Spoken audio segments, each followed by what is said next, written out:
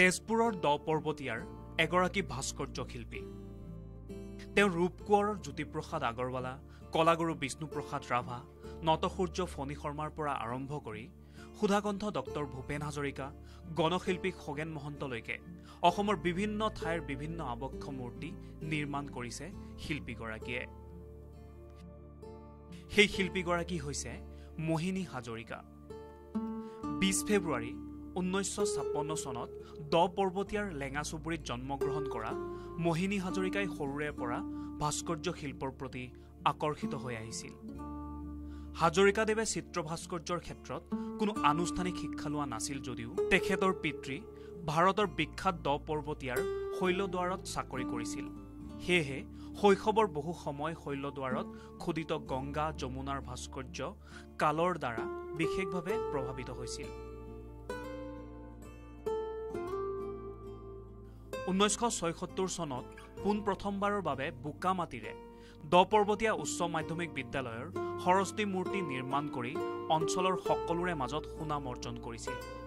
সেয়াই আৰম্ভণি আছিল মোহিনী হাজৰিকাদেৱৰ ভাস্কৰ্য শিল্পৰ যাত্ৰাৰ।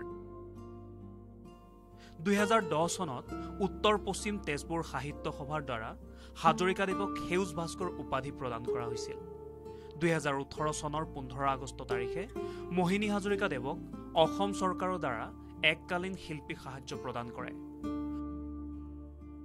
বৰ্তমান সময়ত হাজৰিকাদেৱে লখিমপুৰৰ নাৰায়ণপুৰত জয়মতী কুঁৱৰীৰ পূৰ্ণাংগ প্ৰতিমূৰ্তি নিৰ্মাণৰ লগতে জয়মতীৰ কাহিনী সম্বলিত কাহিনী চিত্ৰ নিৰ্মাণ কৰে। ২০২৩ চনৰ ৯ এপ্ৰিল তাৰিখত হাজৰিকাদেৱক সদৌ অসম কবি সাহিত্য চক্ৰৰ কেন্দ্ৰীয় দ্বিবাৰ্ষিক সোণালী অধিৱেশনত ভাস্কৰ্য শিল্পী হিচাপে জীৱনজোৰা সাধনা বঁটা প্ৰদান কৰে।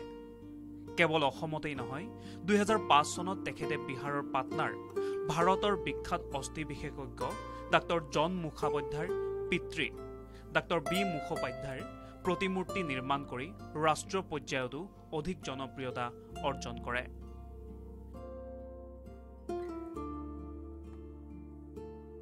তেজপুৰৰ পৰা গৌতম শৰ্মাৰ ৰিপৰ্ট, লোকেল ১৮।